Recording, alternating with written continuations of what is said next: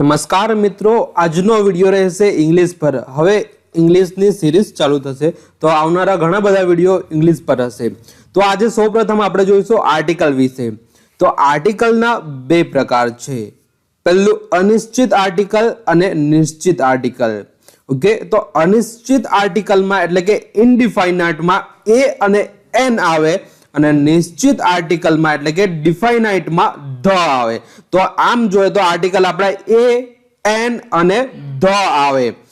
હવે અનિશ્ચિત આર્ટિકલ જોઈએ એટલે કે ઇનડિફાઇનાઇટ આર્ટિકલ જોઈએ તો દરેક સામાન્ય નામની આગળ એ અથવા એન વપરાય છે।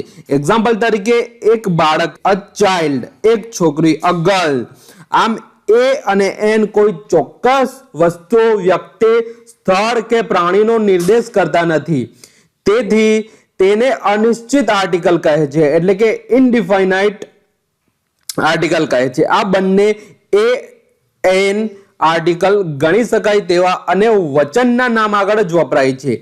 એ અને એન સ્પેલિંગના ઉચ્ચાર પ્રમાણે વપરાય છે। જો સ્પેલિંગનો ઉચ્ચાર વ્યંજનથી થાય તો તેની આગળ એ વપરાય છે, એટલે ઇંગ્લિશમાં એબીસીડી ને કહેવાય તો ત્યાં એ વપરાય, અને જો સ્પેલિંગનો ઉચ્ચાર સ્વરથી થાય એટલે કે વોવેલ્સથી થાય એટલે કે એ ઈ આઈ ઓ થી થાય તો એની આગળ એન વપરાય છે। હવે જોઈશું કે વ્યંજનના example, a boy, a cat.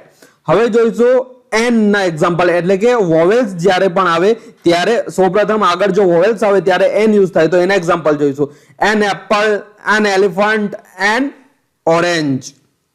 હવે જોઈશું નિશ્ચિત આર્ટિકલ એટલે કે ડિફાઇનાઇટ આર્ટિકલ્સ। ધ કોઈ પણ એક કે એક કરતા વધારે વસ્તુ, વ્યક્તિ, સ્થળ, પ્રાણી કે કોઈ બાબતની ચોક્કસતા દર્શાવવા વપરાય છે। ગુજરાતી ભાષામાં કોઈ આર્ટિકલ વપરાતા નથી, તેથી ધ કોઈ ખાસ ગુજરાતી અર્થ થતો નથી, પરંતુ સમજૂતી માટે સામાન્ય રીતે એ એવો અર્થ કરી શકાય। હવે જોઈશું થોડા નિયમો, ક્યાં એ એન યુઝ થાય અને ક્યાં ધ યુઝ થાય।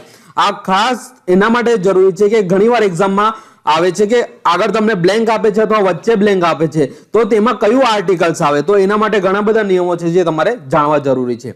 હવે જોઈશું, સ્ટાર્ટિંગ કરશું। કોઈ એક વસ્તુ, વ્યક્તિ, સ્થળ કે પ્રાણીના નામનો પ્રથમ વખત ઉલ્લેખ થાય ત્યારે તેની આગળ આર્ટિકલ એ અથવા એન વપરાય છે, અને એ જ નામનો બીજી વખત ઉલ્લેખ થાય ત્યારે આર્ટિકલ ધ વપરાય છે। એક્ઝામ્પલ તરીકે, there is a cat, the cat is black।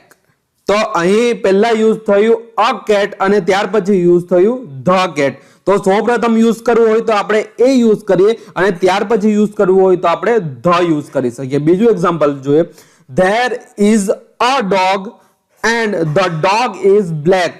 તો આ રીતે અહીં પણ પહેલા આપણે અ યુઝ કર્યું અને ત્યાર પછી ધ યુઝ કર્યું।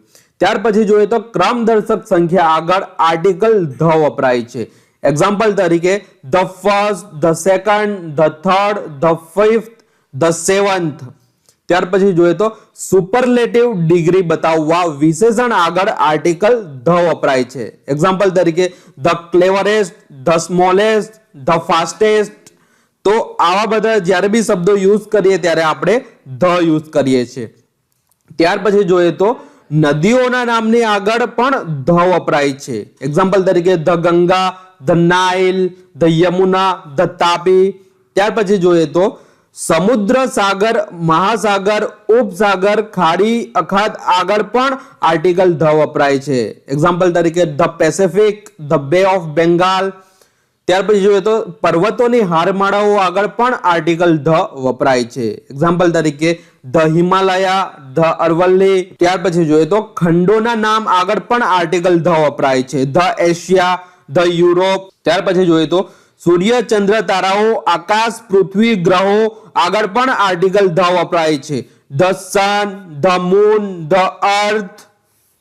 ત્યાર પછી જોઈએ તો સમાચાર પત્રોના નામ આગળ પણ આર્ટિકલ ધ વપરાય છે, ધ ગુજરાત સમાચાર, the times of India, the Indian express, the સંદેશ।